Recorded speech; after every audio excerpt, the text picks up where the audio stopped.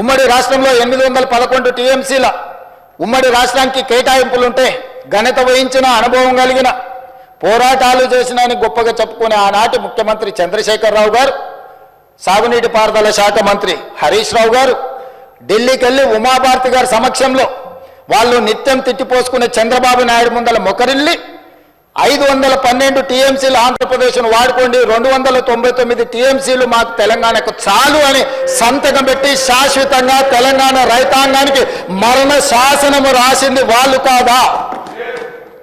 2021లో ప్రతి సంవత్సరం వచ్చి రెన్యువల్ చేసుకునేందుకు మాకు ఓపిక లేదు, తీరిక లేదు, ఫామ్ హౌస్ల నుంచి మేము రాలేము. పర్మనెంట్గా ఈ ఒప్పందాన్ని ఒప్పుకుంటున్నాను 2021-22లో శాశ్వత మరణ శాసనం రాసింది చంద్రశేఖరరావు గారు, హరీష్ రావు గారు కాదా అని నేను అడుగుతున్నా అధ్యక్ష.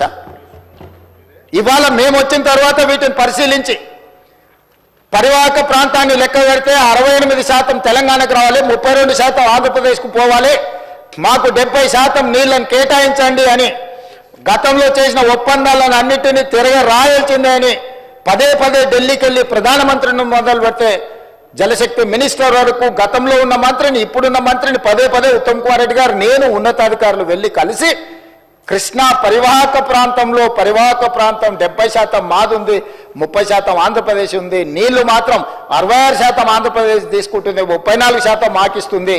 చంద్రశేఖరరావు గారు మా రైతాంగం పట్ల మరణ శాసనం రాసినారు, దీన్ని తిరగరాయండి, తోడండి అని కొట్లాడి దాన్ని కేఆర్ఎంబీల నుంచే కాదు సుప్రీంకోర్టు వరకు కొట్లాడింది మేము కాదా అధ్యక్ష?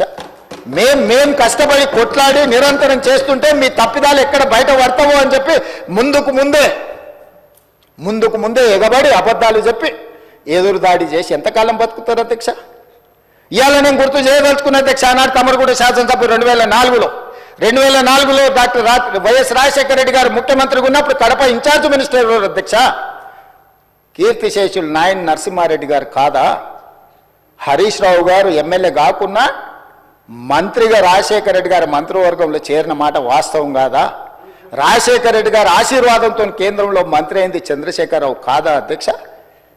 చంద్రశేఖరరావు గారు కేంద్ర మంత్రిగా ఉన్నప్పుడే 4,000 క్యూసెక్కులు ఉన్న పోతిరెడ్డి పాడు 44,000 క్యూసెక్కులకు పెంచిన మాట వాస్తవం కాదా? ఆనాడు మరి శశిధర్ రెడ్డి, పి జనార్దన్ రెడ్డి గారు సొంత ప్రభుత్వంలో ఉండి కూడా పోతిరెడ్డి పాడు పొక్క పెద్దది చేస్తే శాశ్వతంగా తెలంగాణ ఎడారిగా మారుతుంది, దాన్ని అడ్డుకోవాల్సిందని ఇదే శాసనసభలో నిటారుగా నిలబడి కొట్లాడింది పి జనార్దన్ రెడ్డి కాదా? ఆనాడు రాజశేఖర రెడ్డి గారికి హారతులు ఇచ్చింది చంద్రశేఖరరావు, హరీష్ రావు గారు కాదా అని నేను అడుగుతున్నా అధ్యక్ష.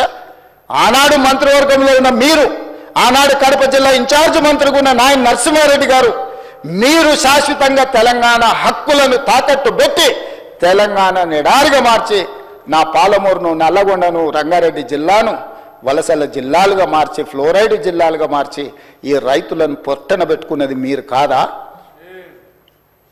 మీ నీతి, మీ జాతి తెలంగాణ సమాజం మర్చిపోయిందని మీరు అనుకుంటున్నారా? ఆనాడు మేము లేమా ఈ సభలలో? శాసన మండలిలో నేను లేనా? ఇడున్నోళ్ళు చాలామంది ఆనాడు శాసనసభ్యులు కాదా? శ్రీధర్ బాబు గారు, ఉత్తమ్ కుమార్ రెడ్డి గారు ఆనాడు ఈ సభలో లేరా? వెంకటరెడ్డి గారు లేరా? అధ్యక్ష, ఎవరిని మభ్యపెట్టాలని ఈరోజు మాట్లాడుతున్నారు అధ్యక్ష? ఉమ్మడి రాష్ట్రంలో రాజశేఖర రెడ్డి గారి మంత్రివర్గంలో రాజశేఖర రెడ్డి సహకారంతో కేంద్ర మంత్రివర్గంలో ఉన్న చంద్రశేఖరరావు, హరీష్ రావు గారు ఆనాడు అడ్డుకుని ఉంటే పోతిరెడ్డి పాడు పొక్క పెద్దదై ఉండేదా? తెలంగాణకు అన్యాయం జరిగి ఉండేదా అని నేను అడుగుతున్నా అధ్యక్ష. అది పక్కన పెట్టండి అధ్యక్ష. కాంగ్రెస్ పార్టీ శ్రీమతి సోనియా గాంధీ గారు ఆనాడు ఆల్ పార్టీ కమిటీలో ఉత్తమ్ కుమార్ రెడ్డి గారు తెలంగాణ తరఫున రిప్రజెంట్ చేసిండ్రు.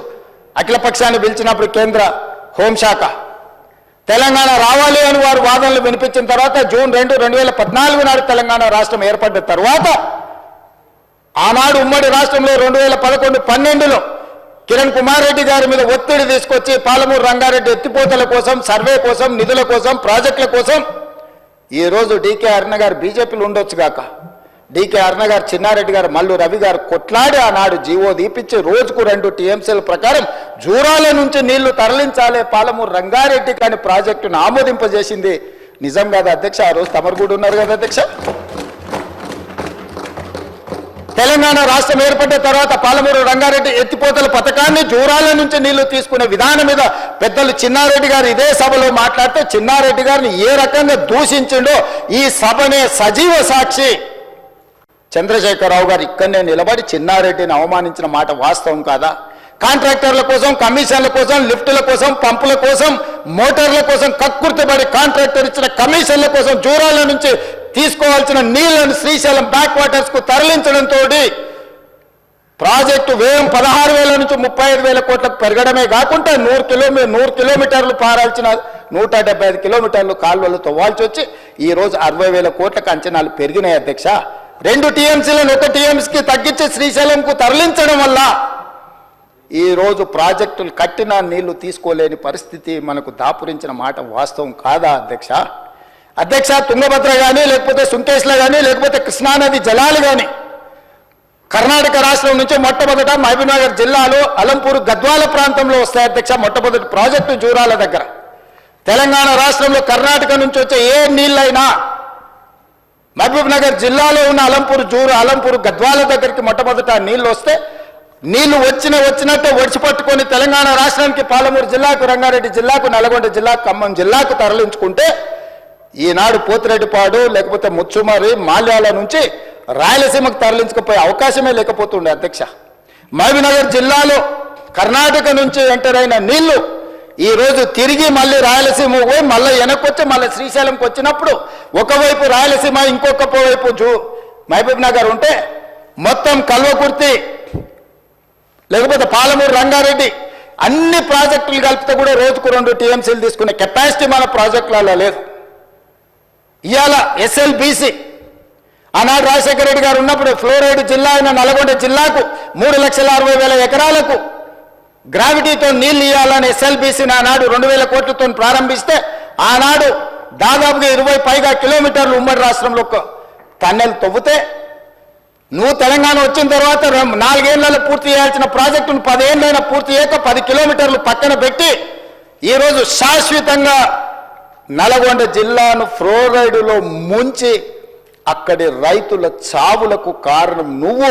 ఆ ప్రాజెక్టు పూర్తి చేస్తే ఎవ్రీ డే 4,000 క్యూసెక్కులు నీళ్లు తీసుకపోతే గ్రావిటీతోనే రూపాయి ఖర్చు కూడా లిఫ్టుల మీద పెట్టాల్సిన అవసరం లేకుండా ప్రాజెక్టు కంప్లీట్ అయి ఉండేది అధ్యక్ష.